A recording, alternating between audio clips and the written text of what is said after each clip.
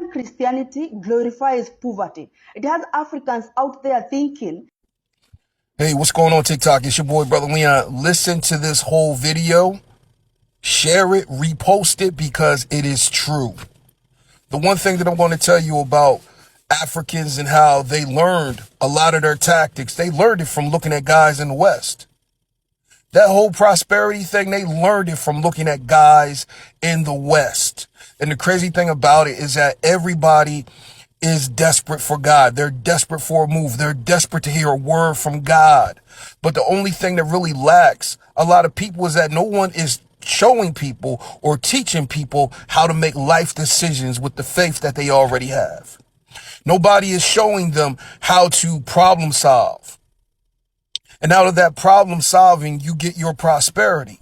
No one is willing to teach, but they want you to give, because they have you convinced that if you give to the pastor, if you give to the church, then God is going to bless you.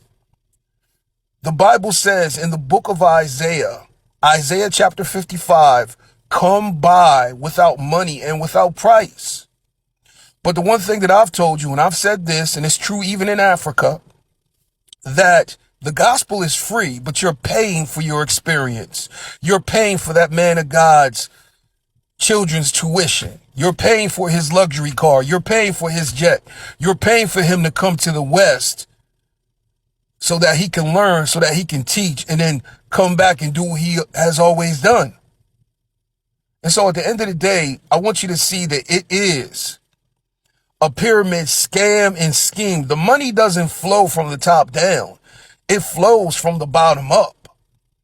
And at the end of the day, a lot of people are broke, busted, and disgusted, waiting on a prayer, thinking that they didn't have enough faith, thinking that they're not good enough. People are afraid of missing God, missing a move, missing breakthrough, fear of the devil, fear of not pleasing their pastor. And at the end of the day, this is what is happening, not only in Africa, but in the States. So I'm telling you right now, the system of Christianity that you have known, which is white Western Christianity, you are being exploited. You are being taken advantage of.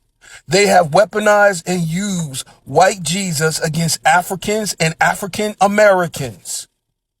And this is the one thing that they won't tell you. They won't look at the history of Christianity. They'll give you Ethiopia, but my question is this.